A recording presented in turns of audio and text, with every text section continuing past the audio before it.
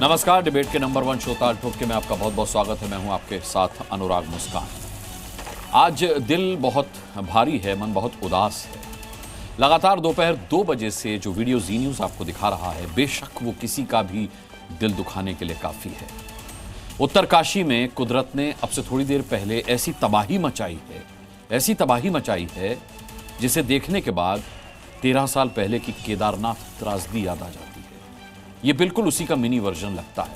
केदारनाथ त्रासदी में हमने देखा था कैसे एक सैलाब आया और सब कुछ बहा ले गया, और आप जो तस्वीरें लगातार 2 बजे से जी न्यूज़ पर देख रहे हैं उसमें भी एक सैलाब आप देख रहे हैं जो बादल फटने से उठा और धराली के इस गांव को पूरी तरह से बहा ले गया, जिससे उबरने में उत्तरकाशी के धराली गांव को कई साल लग जाएंगे। हालात इतने खौफनाक हो चुके हैं कि अभी अंदाजा लगा पाना भी बेहद मुश्किल है कि कोई वहां जिंदा बचा भी होगा या नहीं। माचिस की डिब्बियों की तरह घर बह गए, लेकिन उम्मीदों पर आसमान टिका है।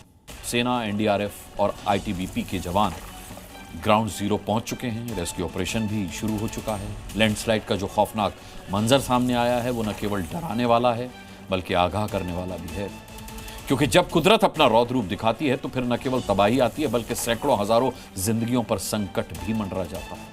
लिहाजा आज हम आपको उत्तरकाशी की इस तबाही से जुड़े कई अहम फैक्ट्स भी बताएंगे और उन तमाम सवालों को भी उठाएंगे जो इस तबाही के लिए जिम्मेदार हैं। हमारे साथ पैनल भी होगा। यहाँ रामकृपाल जी सीनियर जर्नलिस्ट मेरे साथ स्टूडियो में आ चुके हैं। विजय त्रिवेदी वरिष्ठ पत्रकार हमारे साथ यहाँ स्टूडियो में आ चुके हैं। इसके अलावा मेहमान हमारे साथ जुड़ते रहेंगे, लेकिन उससे पहले देखिए कि किस तरह धराली में बादल फटने से किस तरीके का खौफनाक ये दृश्य उत्पन्न हुआ। खीर गंगा गांव है, ये गांव पूरी तरह से बताया जाता है कि बह गया है और 3-3 मंजिल तक का मलबा जो है वो यहां अब तटस्थ हो गया है, जम चुका है।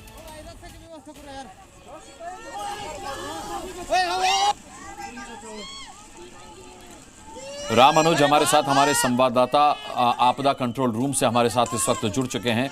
ये आप जो तस्वीर देख रहे हैं ये बचकर भागते हुए लोगों की है। दलदल जैसा वहां हो चुका है और यहाँ पैर जमाना मुश्किल है। जितना पैर जमाएंगे उतना ही पैर धंसेगा।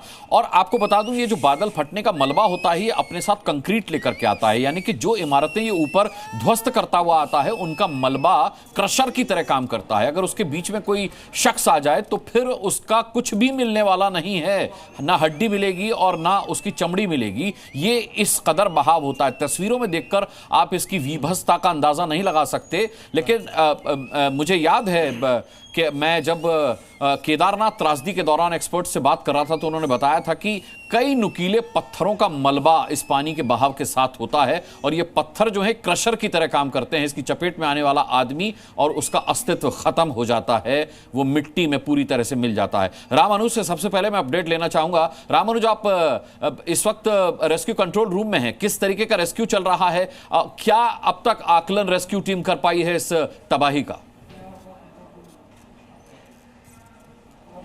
देखिए, आपको सबसे पहले अनुराग 3 बड़ा अपडेट बताना चाहूँगा। पहला ये कि थोड़ी देर के बाद यानी कि ठीक तकरीबन 1 घंटे के बाद मुख्यमंत्री पुष्कर सिंह धामी यहाँ कंट्रोल रूम में पहुँचेंगे और अभी हाई लेवल की जो मीटिंग चल रही है उसकी किस तरह के मॉनिटरिंग आगे हो सकती है। इस रेस्क्यू ऑपरेशन को क्या रात में भी ऑपरेट किया जाएगा या रात में उसको अगर चलाना है तो किस तरह से लॉजिस्टिक सपोर्ट देना है, उस पर विचार मंथन होगा। ठीक 1 घंटे के बाद होगा। दूसरा अपडेट यह है कि सरकार ने इस पूरे ऑपरेशन में MI-17 दो हेलीकॉप्टर, साथ में चीनूक हेलीकॉप्टर के लिए मांग की है केंद्र सरकार के। और तीसरा ये कि जो उत्तराखंड में तमाम जो निजी कंपनियों के हेलीकॉप्टर ऑपरेशन करती हैं अलग अलग क्षेत्रों के लिए, उनको भी लगाने की बात की जा रही है। चौथा बड़ा अपडेट ये है कि जो ये पूरा हिट एरिया है इसमें कितने पर्सन थे और किस तरह से इसका हिट रहा है, कैसे लोग कहाँ पर हो सकते हैं, उसको डेटा कलेक्शन किया जा रहा है। और 5वां बड़ा अपडेट ये है कि इसमें सेटेलाइट इमेज के जरिए भी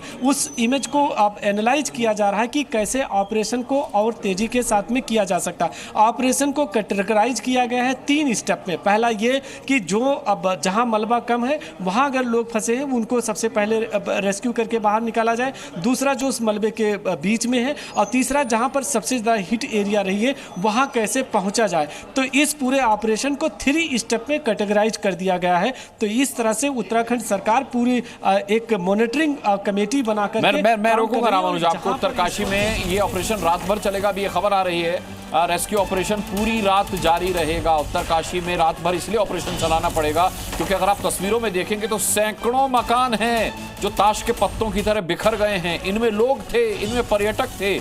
इस इलाके के बारे में अभी हम अपने एक्सपर्ट से भी बात करेंगे। ये पर्यटक स्थल है, यहाँ पर लोग सैलानी घूमने आते हैं। आप देख सकते हैं कि इस वक्त किस कदर गर्मियों के दिन चल रहे हैं। ऐसे में वीकेंड का समय था ये। आप देखिए कि वीकेंड पर लोग क्या करते हैं कि फ्राइडे निकल गए, सैटरडे संडे रहे, सोमवार और मंगलवार की छुट्टी ले ली, 3-4 दिन अपने बना लिए। इस हिसाब से वहाँ पर्यटक रुके हुए थे। फुल था वहाँ पर, जो भी ऑक्यूपेशन था वो इस वक्त फुल था। और ऐसे में कितने लोग हताहत इसमें हुए होंगे, कितने लोग मलबे में दबे होंगे ऐसा जिन्हें बचाया जा सकता है। इस लिहाज से फैसला किया गया है कि रेस्क्यू ऑपरेशन अब रात भर चलेगा। सुरेंद्र डसीला मेरे साथ, मेरे संवाददाता हैं। सुरेंद्र, आप इस वक्त गाड़ी में हैं, कहां है, आपकी लोकेशन क्या है और इस त्रासदी के बारे में क्या कुछ अपडेट है आपके पास? अनुराग, इस वक्त मैं मसूरी के हाई एल्टीट्यूड ऊपरी क्षेत्र को पार कर चुका हूं और मैं उत्तरकाशी की ओर जा रहा हूं और सुवाखोली एक जगह है, उससे आगे मैं पहुंच चुका हूं। मैं आपको बताऊं कि देखिए, सबसे बड़ी चुनौती जो आपने कहा रात में रेस्क्यू ये बड़ा मुश्किल है।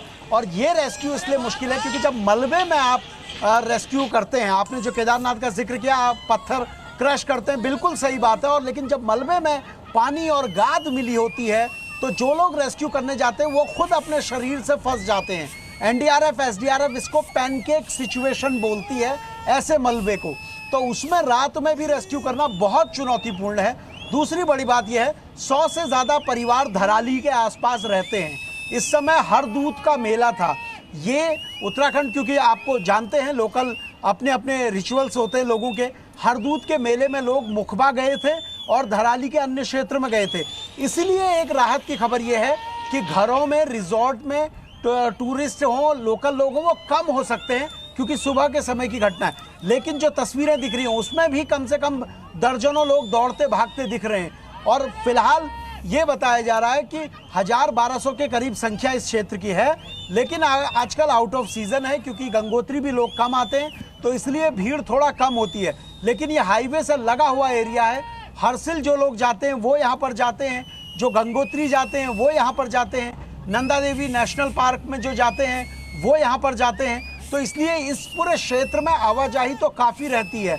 अब क्योंकि इसके अलावा सूचना हरसिल की भी आ रही है कि हरसिल में आर्मी बेस कैंप को भी नुकसान हुआ है। उसके आसपास के क्षेत्रों में जो पानी मलबा आया उससे नुकसान हुआ, वहाँ किस तरह का नुकसान हुआ है उस पर भी ऑपरेशन चल रहा है। तो अगल बगल के क्षेत्रों में अलग अलग घटनाएं हुई हैं जिसमें बहुत सारा नुकसान हो सकता है। कैजुअलिटीज फिलहाल 4 बताई जा रही हैं कि 4 लोगों का नुकसान की खबर अब तक आ रही है, लेकिन मिसिंग क्या है इसका आंकड़ा फिलहाल सामने नहीं आ पाया। अनुराग जी, बिल्कुल सुरेंद्र, मैं अपडेट लूंगा आपसे। ये बहुत जरूरी और इंपॉर्टेंट बात है जानने की कि भले अभी मरने वालों का आंकड़ा 4 बताया गया है, लेकिन मिसिंग जो है, लापता लोग जो हैं, दुर्भाग्य से जो लापता हैं, इस मलबे में हैं, आप सोच सकते हैं कि क्या वो जीवित होंगे, और अगर वो जीवित होंगे तो उन्हें कैसे बचाया जा सकेगा। अब इस वक्त 5 बज रहा है, पहाड़ों पर 6:30 और 7 बजे अंधेरा छा जाता है। ऐसे में जैसे सुरेंद्र डसीला बता रहे कि रेस्क्यू ऑपरेशन बहुत मुश्किल होता है क्योंकि पानी के साथ गाद होती है, पानी अपने साथ जो मलबा बहाकर लाता है। ऐसे में रेस्क्यू ऑपरेशन संभव नहीं है क्योंकि पानी में रेस्क्यू ऑपरेशन करना फिर भी आसान है, लेकिन इस तरीके के मलबे से और गाद से भरे पानी में ऑपरेशन करना नामुमकिन जैसा है। तो जो लोग, जिन तक रेस्क्यू पहुंचनी चाहिए, कैसे रेस्क्यू उन तक पहुंचेगी, इस वक्त प्रशासन के सामने बहुत बड़ा सवाल होगा। कुछ तस्वीरें हैं जो इस हादसे को, जो इस त्रासदी को दिखाती हैं। आप उन तस्वीरों को देखिए और समझिए कि कितनी बड़ी त्रासदी से उत्तरकाशी का यह गांव इस वक्त जूझ रहा है।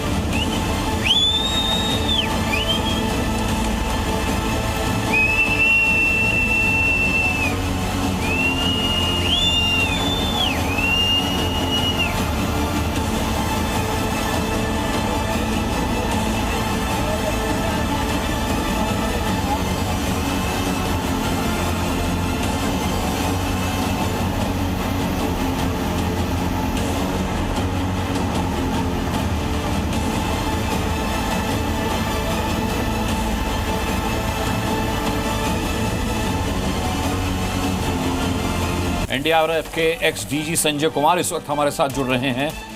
संजय कुमार जी, सबसे बड़ा सवाल रेस्क्यू को लेकर के है। आप कई ऐसे रेस्क्यू ऑपरेशंस को हेड कर चुके हैं। मैं आपसे जानना चाहूंगा कितना मुश्किल होता है बादल फटने पर ये जो मलबा आता है, जो अपने साथ पानी और गाद लाता है, और मलबा भी नुकीले पत्थरों का होता है। ऐसे में रेस्क्यू ऑपरेशन कितना मुश्किल होगा? जिन लोगों तक राहत पहुंचाई जा सकती है, जो अभी मलबे में जिंदा हो सकते हैं, उनको कैसे बचाया जा सकता है सर? ऐसे निश्चित रूप से ये बहुत ही मुश्किल घड़ी होती है और काफी दिक्कतों का सामना करना पड़ता है हमारे फोर्सेस को भी।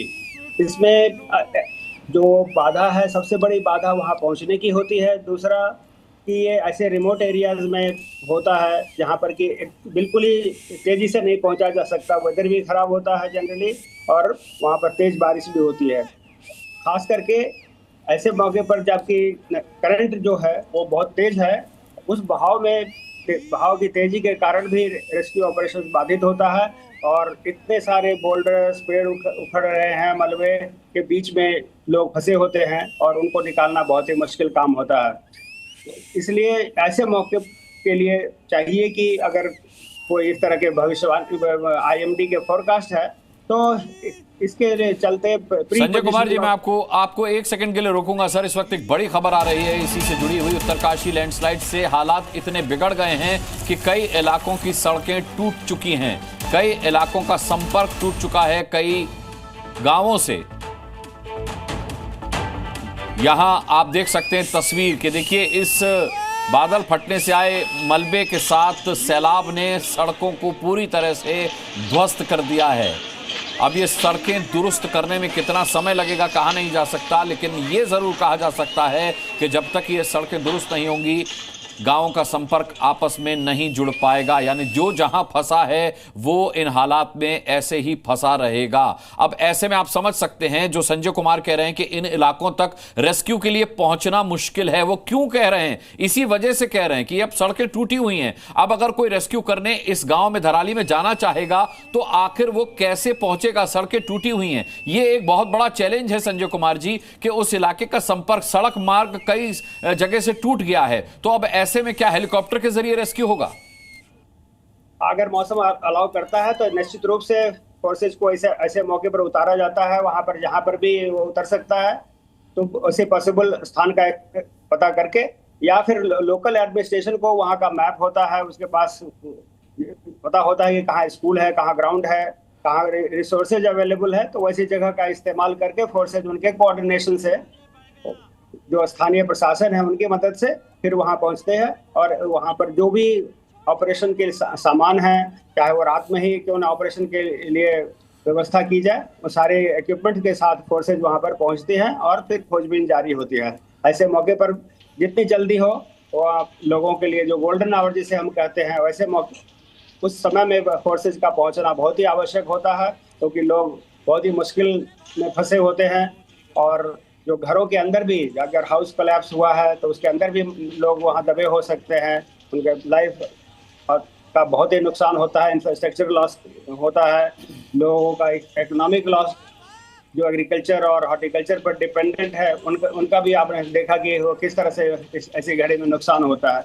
इसलिए इसमें रेस्क्यू ऑपरेशन बहुत ही मुश्किल है, क्योंकि हमने प्री पोजिशनिंग नहीं किया। अगर हमारे पास फोरकास्ट होता तो वैसे मौके पर ऐसे बीच में जहां पर की व्यवस्था हो सकती है। मैं समझ सकता हूं, बादल फटने का कोई फोरकास्ट नहीं किया जा सकता, ये कभी भी हो सकता है। संजय जी, एक तस्वीर हम देख रहे हैं जिसमें हम देख रहे हैं कि छत तक मलबा आ चुका है, सिल्ट आ चुकी है, जो पूरी तरह सीमेंट की तरह जम चुकी है। यानी कि जो ग्राउंड फ्लोर पर लोग होंगे या जो फर्स्ट फ्लोर पर, सेकंड फ्लोर पर लोग होंगे, वो शायद संभल भी नहीं पाए होंगे। सवाल ये कि क्या इस तरीके से मलबे को कभी यहां से हटाया जा सकता है? क्या ये पॉसिबल है? केदारनाथ में तो हमने देखा था कि वो मलबा नहीं हटाया गया और जो मंदिर का प्लेटफॉर्म था वो जहां मलबा आकर रुक गया था वहीं पर दोबारा रिकंस्ट्रक्ट किया गया था। यहाँ ऐसे मौके पर यह होता है कि ये बड़े बड़े पत्थर, बोल्डर्स, पेड़ जो उखड़ करके उसमें हिट करते हैं, उसके कारण जो स्ट्रक्चर है एक्चुअली वो हिल चुका होता है, वही डैमेज हो जाता है। जैसे प्लेन एरिया में जब फ्लड्स आता है या इस तरह का मलबा आता है तो उसको साफ किया जा सकता है, लेकिन यहाँ पर अगर स्ट्रक्चर को नुकसान जब पहुंचता है तो फिर वो मुश्किल है। उसमें फिर वो मलबा के साथ साथ स्ट्रक्चर को हटाकर फिर से रीबिल्ड करना पड़ता है। और मेरी सलाह है कि फिर आगे के लिए भी ये चेतावनी है सबके लिए कि जो हमारा रिवर का है वो उसको मैनेजमेंट, उनके रिवर बेड्स का मैनेजमेंट, रिवर के ठीक है। बैंक। संजय जी आप हमारे साथ बने रहिएगा। मेरा निवेदन है, कुछ और एक इंपॉर्टेंट सवाल है जो मैं आपसे जरूर जानना चाहूंगा, आप हमारे साथ बने रहिएगा। विजय त्रिवेदी हमारे साथ हैं, वरिष्ठ पत्रकार। विजय, आपने कई असाइनमेंट्स उत्तराखंड में जाकर के किए हैं। हम सब जानते हैं कि जो तस्वीर हम वीडियो दिखा रहे हैं इसमें सीटियां बज रही हैं, और ये सीटियां वहां अलार्म की तरह होती हैं। लोग सीटी बजा करके एक दूसरे को बताते हैं कि खतरा है, आप जहां हैं वहां से हट जाइए। एक साथ बहुत सारी सीटियां आपको इस वीडियो में सुनाई दे रही हैं। ये उत्तराखंड के लोगों का एक सिग्नल होता है जिससे वो अपने लोगों को ये मैसेज देते हैं कि खतरे का अलार्म है, आप जहां हैं हट जाइए। ऊपर से या तो मलबा आ रहा है या बादल फटा है तो सैलाब आ रहा है। सवाल ये है कि ये सीटियां भी विजय लोगों को बचा नहीं पाई क्योंकि इतना मौका ही नहीं दिया इस सैलाब में। बिल्कुल, वो सीटियां जितनी वार्निंग हो सकती है वो हो सकती है, लेकिन उसका फ्लो इतना तेज होता है, स्पीड इतनी ज़्यादा होती है कि उसमें से भागना बहुत मुश्किल काम होता है। और जब वो मलबा आ रहा है तो उसमें वैसे ही निकलकर भागना मुश्किल होता है। मैं आपको बताऊं, ये जो लोकेशन है हरसिल, वहाँ का एक बड़ा टूरिस्ट स्पॉट है जिसका जिक्र आपके रिपोर्टर भी कर रहे थे। तो उसके आसपास का इलाका ये धराली मार्केट प्लेस है, तो वहाँ पर होटल्स भी हैं। मुझे जो जानकारी मिली 5-6 होटल्स भी वहाँ पर उसमें मलबे में दब गई है। वो तो अपडेट जब आएगा कि कितना हो रहा है क्या नहीं हो रहा। एक बात जानकारी के लिए मैं बताऊं कि जी चैनल जब शुरू हुआ था तो मैंने एक डॉक्यूमेंट्री बनाई थी यहाँ से ऋषिकेश से लेकर केदारनाथ तक की। जी। तो उस दौरान पूरे इलाके को मैंने एक एक करीबी से देखा। उसके बाद तो खैर बहुत बड़ा ये काम हुआ है, बदलाव भी हुआ है। मैं बात लगातार वहाँ पर भी आता जाता रहा हूँ। प्रॉब्लम क्या है कि जो तलहटी होती है जो इस इलाके की, तलहटी में गाँव बस जाते हैं और वहाँ पर स्ट्रक्चर बन रहे हैं। जो ऊपर वाले आप देख रहे होंगे कि इसमें ऊपर थोड़ा सा बच भी जाता है, लेकिन जो तलहटी में आ जाते हैं, एक तो वो रास्ता भी रोकते हैं पानी के फ्लो का भी या और भी चीज़ें, और दूसरा वो सबसे जल्दी फंसते हैं। उस पर कभी ध्यान नहीं दिया जाता जब भी। और जैसे सर कह रहे थे अभी एनडीआरएफ वाले, बहुत मुश्किल काम होता है वहाँ पर मैनेजमेंट करना, डिजास्टर मैनेजमेंट करना। सबसे बड़ा मुश्किल काम तो पहुँचना। हालांकि ये जो इलाका है वो मेन रोड के करीब है, इसलिए इतना मुश्किल है। नहीं तो कई बार ऐसी जगह पर आप फंसते हैं। और ये इससे ऊपर भी सड़क संपर्क मार्ग टूट चुके हैं, सड़क संपर्क मार्ग टूट गए। और इससे ऊपर भी जहाँ से ये आ रहा है क्लाउड बस्ट हुआ है। केदारनाथ में भी जो 2013 में हुआ था वो भी क्लाउड बस्ट है। और जितनी बार हमें वार्निंग दी जाती है केवल उसी दिन काम आती है। हमारी जो स्मृति है ना बहुत कमज़ोर है। उसके बाद हम भूल जाते हैं। लगातार होती जाती है, क्लाउड बस्ट भी हो रहा है, बारिश भी हो रही है, मूवमेंट को भी रोकने का काम नहीं होता है। अभी जिस तरह की बारिश हो रही है उसके बाद भी वहाँ टूरिस्ट है। आमतौर पर सलाह दी जाती है कि इस मौसम में नहीं जाया जाए, मई जून तक चला जाए। तो उसका भी नुकसान वहाँ पर होता है। सरकार कैसे कर सकती है? अब सरकार से तो हम सवाल खड़े कर सकते हैं कि अब क्या करेगी, लेकिन वो वहाँ पहुँचना एक सबसे बड़ा काम है। और फिर उसके लिए केवल आपके आदमी पहुंचने से काम नहीं है ना। अभी जैसे बात कर रहे थे कि हेलीकॉप्टर्स वहां पहुंच रहे हैं, तो हेलीकॉप्टर इस मौसम में उतरना, वहां पहुंचना वो मुश्किल काम है। आर्मी के जो हेलीकॉप्टर्स हैं वो तो कितना काम कर सकते हैं, लेकिन जो प्राइवेट हेलीकॉप्टर्स हैं वो इस मौसम में वहाँ उतरेंगे नहीं उतरेंगे, कितने लोग पहुँच पाएंगे। और रात का ऑपरेशन भी मुझे बहुत मुश्किल लगता है वहाँ पे। बल्कि शाम जल्दी हो जाती है, बारिश भी हो रही है, कितना मौसम रहेगा, तो उससे इसका मुश्किल काम है। अब लेकिन एडमिनिस्ट्रेशन कैसे काम कर रहा है? सीएम साहब कह रहे हैं कि भाई हमने टीमों को भेजा है, वो तो जाहिर तौर पर वो काम कर रहे हैं। लेकिन अब इसमें सबसे पहले तो ये तलाश करना कि कितने लोग दब गए, उनको आइडेंटिफाई करना। दो मंजिल तक मलबा दब गया है, जमींदोज हैं इमारतें। तो अब जाहिर सी बात है, हमने देखा लोग सीटियां बजा रहे हैं, लेकिन लोगों को बचकर भागने का मौका भी नहीं मिला हुआ जब तक वो सोच पाए होंगे कि क्या स्पीड इतनी ज्यादा होती है। हाँ, तो तब तक जिस इंटेंसिटी के साथ ये प्रवाह आया है, बादल फटने से जो पानी आया है, मलबा आया है, कि उसने लोगों को संभलने तक का मौका नहीं दिया। जब हम गेस्ट रूम में बैठे थे तो राम कृपाल जी आप जिक्र कर रहे थे कि ये जो नदी नुमा नाला है, इसे नाला कहें नदी कहें, इसके बारे में आप सूखी नदी जिसे आप कहते हैं, ये एक रास्ता है कि अगर पानी का प्रवाह आता है तो वो इससे निकल जाए। लेकिन हम देख रहे हैं कि इस प्रवाह ने उस नाले को, उस नदी की सरहदों को भी तोड़ दिया है और ये काफी मीटर तक आगे निकल करके इमारतों से टकराया है, जिससे इमारतें बिल्कुल ताश के पत्तों की तरह ढह गई हैं। देखिए, मैं पहाड़ घूमा हूं, लेकिन मैं बासिंदा मैदान का हूं। लेकिन जैसे मध्य प्रदेश में भी मैं गया हूं, पंचमढ़ी के आसपास, वहाँ गाँव में कहा जाता है कि जो नदी बह रही है जिसमें पानी कम है, बरसात में अगर बाढ़ आती है तो वो यूं इस तरह फैलता है जी। लेकिन जिसको बरसाती नाला बोलते हैं या जैसे सूखी नदी, मतलब इनको माना ही जाता है कि बहुत डेंजरस हैं, इनमें सूखे रहेंगे, लेकिन जब आएगा तो अचानक आएगा।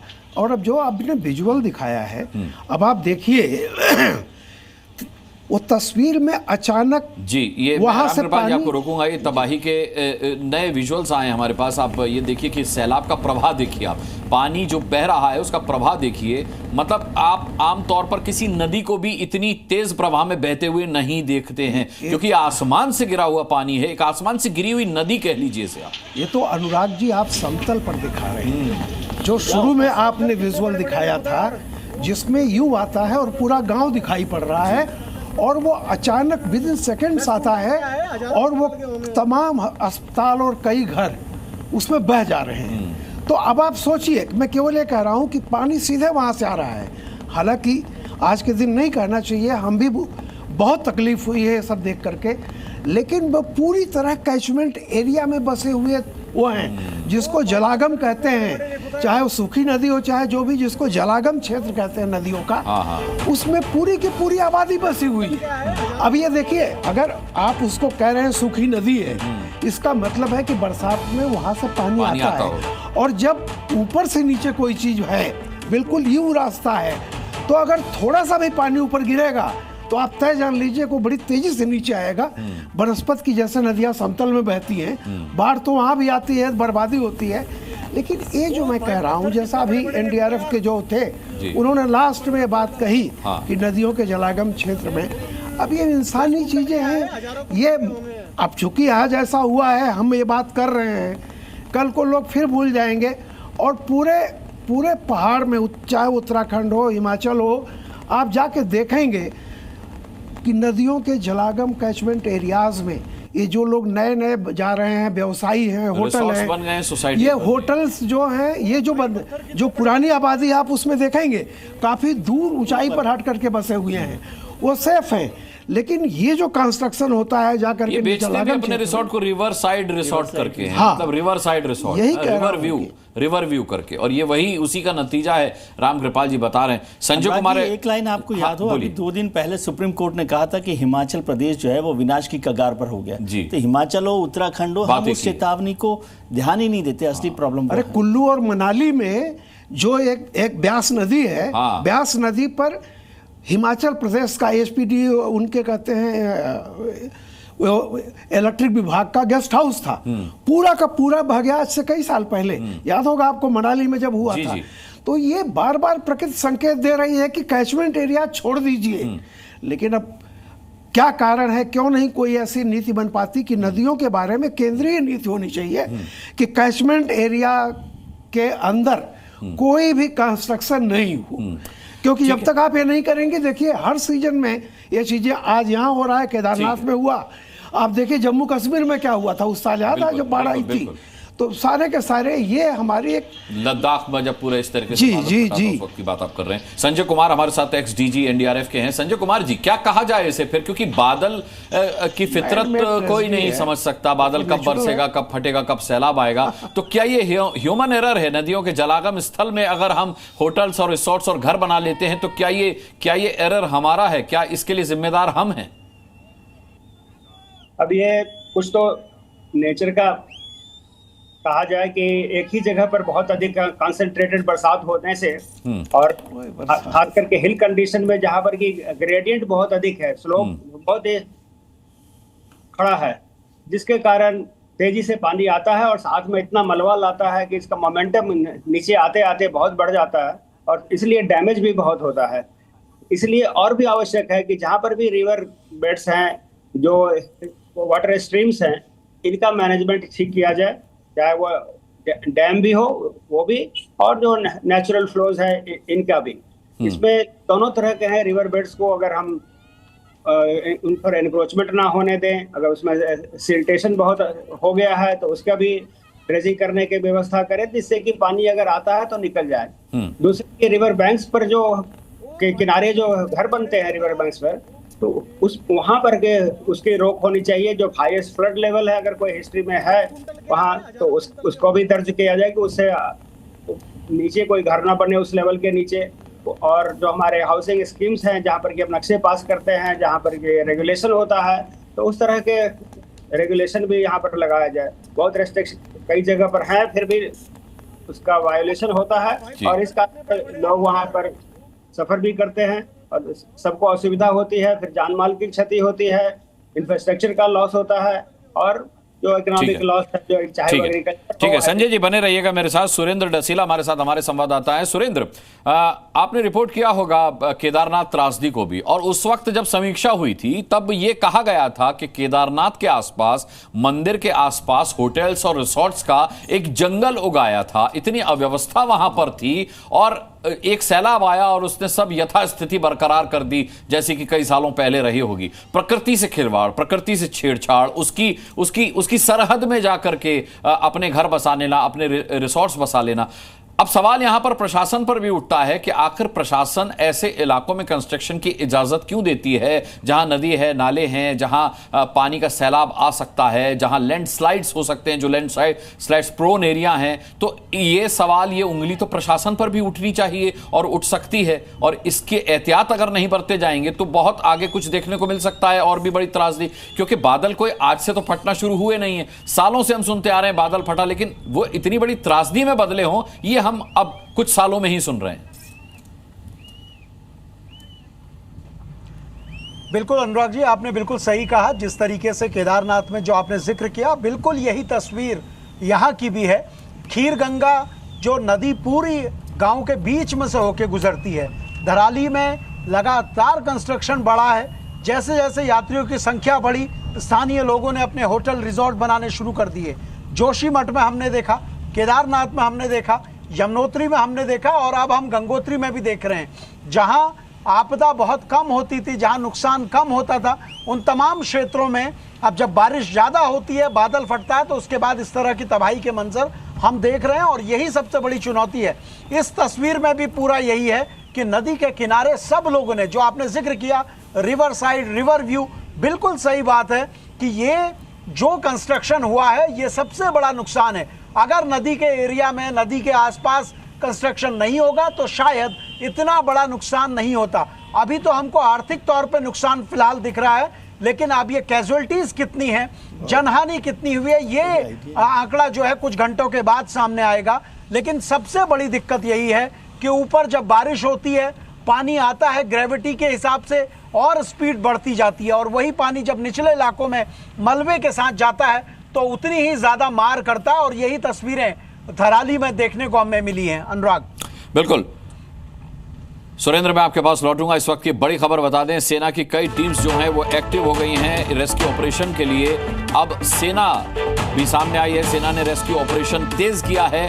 जाहिर सी बात है अब इसमें सेना की मदद आपको लेनी पड़ेगी, सेना को इसमें उतरना पड़ेगा, क्योंकि 54 सेकंड के अंदर पूरा का पूरा गांव जो है वो चपेट में आया है इस सैलाब की। और ये आप देख सकते हैं रेस्क्यू की ताज़ा तस्वीरें हैं। अब ये रेस्क्यू जितनी तेजी के साथ, जैसा कि संजय कुमार हमें एक्स-डीजी एनडीआरएफ के बता रहे थे कि फौरी तौर पर जितनी ज्यादा मदद पहुंचाई जा सकती है वही मदद लोगों के काम आती है, उसके बाद कुछ बचता नहीं है। क्योंकि ये सैलाब, इसमें फंसकर बहुत ज्यादा देर तक लोगों का सर्वाइव कर पाना मुश्किल होता है। आपने त्रासदी के 1, 2 या 3 घंटे के अंदर तक कहीं मदद पहुंचा दी तो वो मदद काम की है, वरना सारी मदद बेकार है। इस त्रासदी में जो लोग इस मलबे में दबे हुए हैं वो 3 घंटे के बाद इस हालत में शायद ना बचें कि आप उनको राहत दे पाएं या उनकी जान बचा पाएं। तो सेना इस लिहाज से भी तुरंत कार्रवाई कर रही है जिससे कि वो ज्यादा से ज्यादा मलबे में दबे हुए लोगों को बचा सके। राम कृपाल जी, आपकी बात पूरी नहीं हुई थी, मैं चाहूंगा आप अपनी बात पूरी करें। और ये कितना बड़ा दुर्भाग्य है सर कि हम पर्यटन की संभावनाएं जहां देखते हैं वहां सिर्फ पर्यटन की संभावनाएं देखते हैं, नदियां नहीं देखते, पहाड़ नहीं देखते। देखिए, एक तो क्या है कि ये इंसानी लालच भी एक होती है, कुछ धार्मिक। आप अक्सर देखें इन जगहों पर जहाँ भी आप जाएंगे लिखा रहता है, मैं केवल हरिद्वार की बात करता हूँ, ऐसे होटलों का रेट बहुत ज़्यादा है जिनके आप बालकनी में बैठ के गंगा में पैर डाल लीजिए। अब आप बताइए कि वो कैचमेंट एरिया है कि नहीं है। तो ईमानदारी से क्या है कि ये जो होता है लेकिन आज का दिन इतना भयावह है कि मैं केवल वो आपका पहला सीन देख रहा था कि कैसे पानी ऊपर से आ रहा है और ठीक उसके सामने बना हुआ है। जी। ऐसा नहीं है कि कैचमेंट एरिया, नदी अपने रास्ते पर है, बिल्कुल वही है। और जैसा मैं कहता हूँ, गांव में हम लोग बच्चे भी के रूप में जानते हैं कि सूखा नाला जो होता है, बरसाती नाला और बरसाती नदी, ये ज़्यादा डेंजरस होती हम लोगों को बताया जाता है बनस्पत उन नदियों के जिनमें 12 माह पानी रहता है। तो ऐसी चीज़ें मैं नहीं गया हूँ यहाँ पर, न जानता हूँ, लेकिन मुझे लगता है प्राकृतिक आपदा तो खैर कहीं भी आ सकती है, लेकिन इसको देख करके मुझको लग रहा है कि यह मैन मेड क्राइसिस कम से कम 50%, मैं कहता हूँ अगर 100% है तो 50% हमारी लालच और ये पैसा कमाने की और जिस भी तरह का हो, और कहीं ना कहीं इसमें एडमिनिस्ट्रेशन को पैसा खिला करके ये जितने रूल मतलब ठेंगे पर रखे जाते हैं। हाँ। मैं नहीं समझता कि कोई भी सरकार ऑफिशियली ये कहती होगी कैचमेंट एरिया में आप घर बनाइए। आप देखिए समुद्र के किनारे भी लिखा रहता है इतनी मीटर दूरी के बाद भी बनाए, लेकिन वहाँ भी इसका वो हो रहा है, तमाम बन रहे हैं। तो हम ये कहते, यही मैं कह रहा हूँ, और ये खबरें हर बरसात आने पर, अनुराग जी आज आप देख रहे हैं 2026 में फिर सुनिएगा इसी तरह के टॉपिक पर हम आप बात करेंगे और इसी तरह के लोग मरते रहेंगे, इसी तरह बर्बादी होती रहेगी, क्योंकि ये तो साल दर साल का रूटीन मामला है। तो मेरा यही कहना है कि सरकार को जो भी है और हमको भी ये सोचना चाहिए कि नदी के किनारे बसना, ये हो सकता है आपकी धार्मिक आस्था हो कि वहीं किनारे झुग्गी, लेकिन अब वो दौर चला गया है। प्रकृति से डर के रहिए, प्रकृति का सम्मान कीजिए, प्रकृति को अगर आप चुनौती देंगे और उल्लंघन करेंगे तो ये हादसे होते हैं। ये तस्वीरें आपको देखने को मिलती रहेंगी। फॉर्मर डीजी एनडीआरएफ के नवीन भटनागर हमारे साथ इस वक्त जुड़ रहे हैं। नवीन भटनागर जी, ये जो अब तक का डिस्कशन रहा है उससे ये नतीजा निकल करके सामने आ रहा है कि सैलाब लोगों के रास्ते में नहीं आया, लोग सैलाब के रास्ते में आ गए। बिल्कुल, ये आपने बिल्कुल सही फरमाया। एक्चुअली क्या होता है, ये जो इलीगल कंस्ट्रक्शन और हाई राइज बिल्डिंग जो बनाई जा रही है पहाड़ों पे, मैं तो इसके हमेशा से खिलाफ रहा हूँ, क्योंकि इससे क्या है, हमारे पहाड़ जो कच्चे हैं, हार्ड रॉक्स नहीं है, जिसके चलते पानी का स्टैग्नेशन जहां भी होता है वहां पर रिसाव शुरू हो जाता है। और वहां से जब ये इस टाइप की बादल फटने की घटनाएं होती है, तो जो आज आप देख रहे हैं सेम घटनाएं, इससे भी बड़ी त्रासदी होती है। और जब पानी ऊपर प्रेशर से आता है तो वो अपने साथ मलबा, पत्थर और सब चीजें लेके आता है, जिससे नीचे तक जो पूरा तोड़ फोड़ होती हुई चली जाती है और काफी भारी नुकसान नीचे तक होता है। तो इसलिए इस पे रेस्क्यू करना बड़ा मुश्किल होता है। वैसे हमारे लोग, एनडीआरएफ के लोग ट्रेंड है और हमारे पास लाइफ लोकेटर्स हैं, स्नीफर डॉग्स हैं, और इसके अलावा दूसरी टेक्नोलॉजी हमारे पास है जिसकी मदद से हम मलबे में दबे लोगों को ट्रेस आउट भी कर लेते हैं, निकाल भी लेते हैं। अच्छा, कई बार ऐसा होता है फ्लैश फ्लड में लोग दब जाते हैं लेकिन एयर पॉकेट मिल जाती है, तो उसमें लोग जो है बचने का चांस ज्यादा होता है, वो हम लोग ट्रेस आउट कर लेते हैं। लेकिन नवीन भटनागर जी, यहाँ पे जो तस्वीरें हम देख रहे हैं, सैलाब अपने साथ कई बोल्डर्स लेकर आया है, कई नुकीले पत्थर हैं, ऐसे में ये पेड़ पौधे तोड़ करके लाता है, मकानों का मलबा होता है, पहाड़ों के कंक्रीट होते हैं, पत्थर होते हैं, बोल्डर होते हैं, ऐसे मलबे में दबे आदमी के जिंदा होने की कितनी उम्मीद है? तो ये देखिए, ऐसा है, हमारे पास जो आ गए, जो मलबे के चपेट पे आ गए या नोकीले पत्थरों की या बोल्डर्स की चपेट पे आ गए, वो तो नहीं बचते, लेकिन अगर उनका सिर बच गया, उनको जो एयर पॉकेट मिल गई, तो वो उनका बचाने का चांसेस ज्यादा है।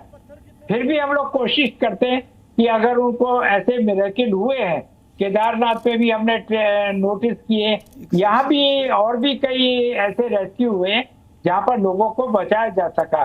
तो इसलिए उम्मीद है कि हम लोग इसमें सक्सीडेड होंगे और जितने ज्यादा लोगों को बचा सकें वो है मिरेकल है। बाकी ऊपर वाले की कृपा है, मेहनत का काम है। जो हमारी लेटेस्ट टेक्नोलॉजी है उसको हम लोग इस्तेमाल करते हैं और उसको जो है हम यूज करके लोगों को बचाते हैं। जी, इस वक्त की बड़ी खबर यह है कि एनडीआरएफ की टीम लगातार मौके पर मौजूद है और धराली में युद्ध स्तर पर रेस्क्यू ऑपरेशन इस वक्त चल रहा है। एनडीआरएफ और एसडीआरएफ की टीमें मौके पर तैनात हैं, सेना के जवान वहां पर तैनात हैं और लगातार रेस्क्यू ऑपरेशन में वो अपना काम युद्ध स्तर पर कर रहे हैं। लगातार युद्ध स्तर पर इसलिए भी इस रेस्क्यू की जरूरत है क्योंकि इस मलबे के अंदर दबे हुए लोगों को जल्द से जल्द बाहर निकालना जरूरी है।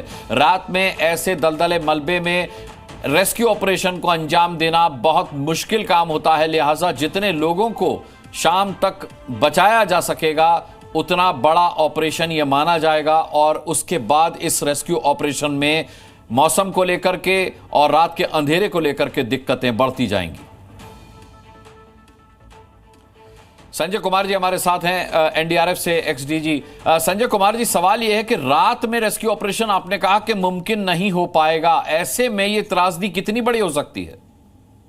रात में जहां तक इस तरह के टेरेन में रेस्क्यू ऑपरेशन की बात है, वो लोकलाइज लेवल पर जहां पर कि आपने देखा कि लोग बसे हुए हैं और वहां से पानी अगर खासतौर पर निकल गया है तो वहां पर रोशनी का प्रबंध होता है। हमारी टीमों के साथ लोग अपना अरेंजमेंट होता है ताकि वहां पर प्रकाश की व्यवस्था कर लें वो और ये ऑपरेशन जारी रख सके।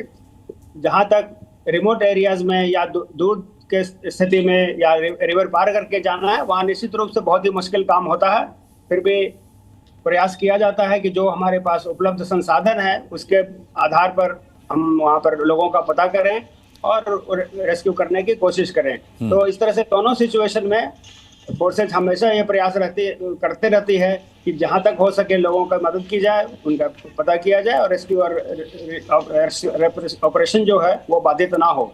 जो भी फोर्स उपलब्ध है उनका प्रॉपर यूटिलाइजेशन होता है और लोकल लोगों की मदद से जो रास्तों का पता करना, जो स्थानीय लोग हैं उनको पता होता है कि हमारी जो अल्टरनेट रूट्स हैं या पगडंडियां हैं वो कहाँ पर हैं, तो उन पगडंडियों की मदद से लोग पहुंचने की कोशिश करते हैं, चाहे वो टॉर्च के हो या कोई अपना इक्विपमेंट जो हमारे पास प्रकाश के हैं उसके सहायता से हो। इक्विपमेंट साथ लेकर चलते हैं। बाकी जो टीम के टेक्निकल स्टाफ है, डॉग स्क्वाड है, जहाँ तक उनकी मदद ली जा सके तो ले जाकर के लोगों के बचाने का प्रयास रहता है, क्योंकि हमारी सबसे बड़ी प्रायोरिटी जो है वो लोगों के जान को बचाना है, उसके बाद ही बाकी चीजें होती हैं। तो पहला काम सभी फोर्सेज मिलकर के लोगों के जान बचाने के प्रयास करते हैं और इसीलिए रेस्क्यू ऑपरेशन को हम लोग प्रायोरिटी पर करते हैं। अपने अपने जो स्ट्रेंथ है फोर्सेज का, बहुत सारे फोर्सेज हैं तो उनके कोऑर्डिनेशन भी जरूरी होता है, तो अपने अपने स्ट्रेंथ के अनुसार वो डिवीजन करते हैं कि हमें कहाँ पर सबसे मुश्किल काम है, तो वो जो सबसे अधिक एक्सपर्ट लोग हैं वो वहाँ पर जाएंगे। फिर उसके बाद जो दूसरे हैं उनका जो इक्विपमेंट है और वहाँ किस तरह के हालात हैं तो उसके अनुसार फिर अलॉटमेंट एरिया भी आपस में करते हैं। ठीक है। रामकृपाल जी कुछ कहना चाह रहे हैं, लेकिन उससे पहले विजय त्रिवेदी जी से मैं एक सवाल जरूर पूछना चाहूंगा। विजय त्रिवेदी जी, जब मैदानी इलाकों में अलर्ट जारी हो, ऑरेंज अलर्ट उत्तर भारत के कई शहरों में, राज्यों में जारी है, तब हम ये समझ सकते हैं कि पहाड़ों पर स्थिति और भी विकराल होगी। ऐसे में जब हम लगातार पिछले 10, 11, 12 सालों से 13 सालों से त्रासदियां देखते आ रहे हैं, कभी हिमाचल में, कभी उत्तराखंड में, उसके बावजूद क्यों कोई नॉर्म्स, क्यों कोई कायदा कानून बना नहीं पा रही है वहां की सरकारें और प्रशासन? कानून बना नहीं पा रही या कानून चला नहीं पा रहे? हाँ, कानून तो बने हुए, ये आपने सही कहा। कानून तो बने हुए हैं, चला नहीं पा रहे। और चला नहीं पा रहे का मतलब आप मजबूरी मत समझिए, चलाना नहीं चाह रहे, मैं इसको ज़्यादा कहूँगा। आप पहाड़ों की बात तो कर लेते हैं, हम पहाड़ों में कि तलहटी में हो गया, ये हो गया। अभी तो जितने बाढ़ देख रहे हैं आप, बारिश देख रहे हैं, जो अभी हमारी सरकार की लिस्ट में स्मार्ट सिटीज़ हैं, प्रयागराज में अभी हमने इतना हज़ारों करोड़ रुपए खर्च किया, इतना बड़ा महाकुंभ का आयोजन हुआ, वहाँ पर पानी की स्थिति ऐसी है कि निकलना मुश्किल हो रहा है। तो उसका क्या होगा, वाराणसी में क्या हो रहा है, और जो शहर हैं, केवल वहीं नहीं हो रहा, बिहार में है। तो जिन शहरों में, मैदानी इलाकों में जहाँ पर मैनेजमेंट ठीक से किया जा सकता है, वहाँ भी हम उनके साथ नहीं चल रहे। इसका मतलब ये नहीं कि कानून तो बहुत बने हुए हैं सर, अब कानून और बनवा देंगे तो फिर उस कानून को देखना पड़ेगा। कानून की कम की ज़रूरत है, उनके एग्जीक्यूशन की ज़रूरत है। और एग्जीक्यूशन में मैं, क्योंकि इतना हम लोग घूमते ही रहते हैं, तो एग्जीक्यूशन में कोई मजबूरी किसी की नहीं है कि मजबूर होकर नहीं चला पा रहे, या तो चाह कर नहीं चला पा रहे या फिर दोनों मिलके नहीं चला पा रहे। तो सब लोग वो, उसकी असली बात यह है। और जब प्रकृति के साथ हम लड़ाई लड़ने लगते हैं, जो आपने बात ठीक कही, आज सारी जगह चले जाइए उत्तराखंड में, मैं इतना उत्तराखंड बहुत सारा इलाका देखा है, सब जगह यदि 2000 रुपए का कमरा मिल रहा हो जो ऊपर दिख रहा है, तो रिवर व्यू जो नीचे बना हुआ है तलहटी में, वो 10,000 रुपए में दे रहा है, जिसमें पानी है। और जैसे जिसमें आप कमरे से निकल करके नदी में पैर डाल सकते हैं। हाँ, नदी में पैर डाल सकते हो। तो वो सब तो वही लोग बनवा रहे हैं, डीएम साहब ही बनवा रहे हैं। डीएम साहब जब यहाँ पहुंच रहे हैं तो उससे पहले भी कभी पहुंचते होंगे ना, या कभी नहीं जाते।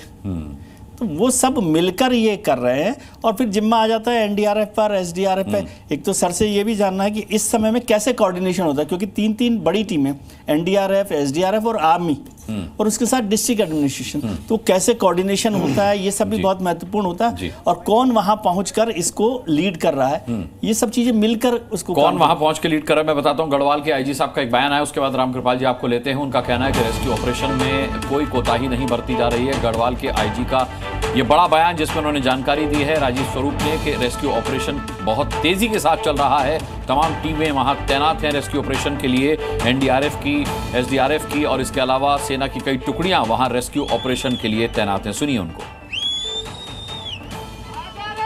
ये जो सूचना मिली है करीबन दोपहर 1:30-2 के लगभग हमें ये सूचना मिली थी। तत्कालिक रूप से समस्त हमने ज़िले का फोर्स जो है उसको एक्टिवेट किया, और मौके पर अभी एसएसपी उत्तरकाशी जा रही हैं, और वहाँ पर एसडीआरएफ की टीम भी रेस्क्यू ऑपरेशन में लग गई है। वहाँ पे एक लोकल हमारी आईटीबीपी की का भी यूनिट है, वो भी वहाँ पे चली गई है। प्लस जो हमारा हर्षिल थाने का फोर्स है और आर्मी के साथ में वहाँ पे रेस्क्यू ऑपरेशन किया जा रहा है। और जैसा अभी पता चला है कि प्रॉपर्टी का तो डैमेज है ही, और कितने लोग इसमें हताहत हुए हैं अभी इसकी एग्जैक्ट संख्या हम नहीं बता पाएंगे, लेकिन हमारा भी रेस्क्यू ऑपरेशन अभी चल रहा है, और हम आपको जैसा ही होगा हम आपको अपडेट करेंगे। तो आपने देखा कि वो जानकारी दे रहे थे कि अब तक रेस्क्यू ऑपरेशन किस हद तक पहुंचा है और किस तेजी के साथ ये चल रहा है। रामकृपाल जी, आप कुछ कहना चाह रहे हैं? जी अनुराग जी, 2-3 पॉइंट मैं यहाँ रखूँगा। ये आज जो हम देख रहे हैं हमारे यहाँ उत्तराखंड में हुआ है, इधर मैं लगातार जब भी टीवी खोलता हूँ तो आप देखिए चाइना में, और अभी 3-4 दिन पहले रसिया के एक इलाके में जो भूकंप आया था और जिसको लेकर के सुनामी आई है, उसके अगर आप विजुअल देखेंगे तो इतने भयावह विजुअल हैं कि पूरा का पूरा इतनी बड़ी लहरें उठी हैं, और सब कुछ बिल्कुल वो पूरा शहर एकदम जैसे लगता है कि तहस नहस हो गया। ऐसे ही देखिए स्पेन में भयानक आई, अमेरिका के टेक्सास में जो भी हुआ है उसके विजुअल देखिए। लेकिन कैजुअलिटीज कितनी होती हैं इन देशों में, अगर आप देखेंगे कोई भी आप फिगर, और जैसा कभी एक सिस्टम बहुत दुरुस्त है आप नहीं हाँ। मैं उसी पर आ रहा हूँ। हाँ।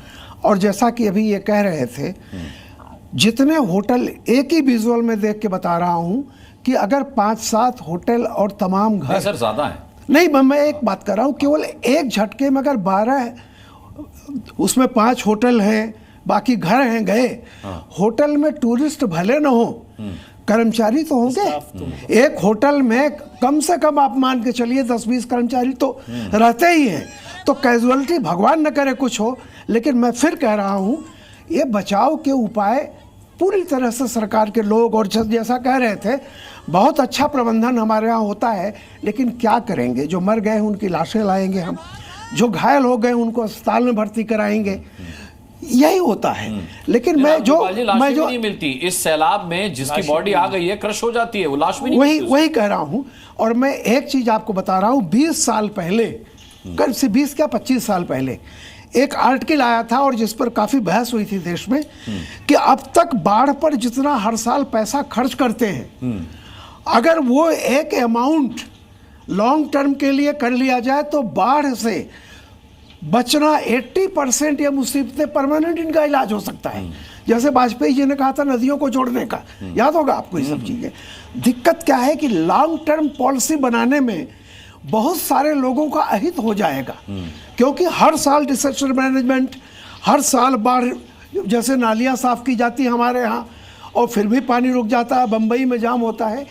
ये एक ऐसा रैकेट है, मैं बता रहा हूँ, मुझे बहुत दुखी होकर कहना पड़ रहा है कि हर साल का जो बजट होता है, सफाई कर दी गई, पता चला कागज में सफाई हो गई है, नालियों में कचरा फंसा हुआ है। तो एक ऐसा विशेष सर्कल है जो कोई एक दीर्घकालीन नीति बनाने नहीं देता है। वरना जैसे मैंने ही कहा कि सरकार तय कर ले, हर साल इतने लोग बढ़ते हैं और पूरी दुनिया में बाढ़ आती है, जितने कैजुअलिटी नहीं होती उतने हमारे यहाँ एक राज्य में उतनी कैजुअलिटी हो जाती है। तो एक छोटी सी बाढ़ में हम जितने मरते हैं पूरे चाइना, यूएस सब जगह जोड़ लीजिए। इतनी बड़ी सुनामी आई है रसिया में, मुझे अभी तक फिगर नहीं आई है कितने लोग मरे हैं वहाँ। तो ये हमारे लिए बहुत एक, कम से कम ऐसे संकट के दौर में हमें सोचना चाहिए। और हम बहुत अच्छा सरकारें कर रही हैं, लेकिन ये बाढ़ नियंत्रण पर एक दीर्घकालिक योजना बनाई जाए और नदियों के कैचमेंट एरिया को मुक्त किया जाए दलालों से, अफसरशाही से और इन लोगों से। मैं दिल्ली का नाम नहीं लूँगा, दिल्ली में सरे सबकी निगाहों के सामने यमुना के कैचमेंट एरिया में क्या क्या नहीं बसा हुआ है, अनुराग जी, इसी से आप समझ सकते हैं। जी विजय त्रिवेदी जी, आपने अभी डिबेट की शुरुआत में कहा था कि जी न्यूज़ के लिए एक ज़माने में आपने एक डॉक्यूमेंट्री बनाई थी, शो बनाया था। उस दौरान इस यात्रा मार्ग पर अपने आप धराली गांव भी गए, हरसिल भी गए, क्या आपने इतना कंस्ट्रक्शन देखा था तब?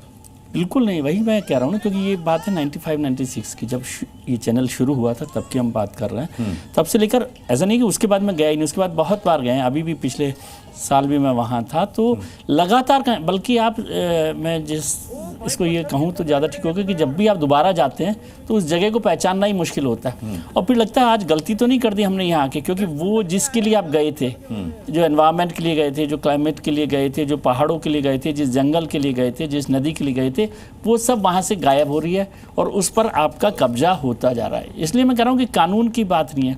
मेरे बहुत सारे मित्र पर्यावरण के प्रेमी और वो पर्यावरण के जानकार लोग हैं, वो भी इस बात की तकलीफ करते हैं, लेकिन कोई नहीं सुनता उनको सर।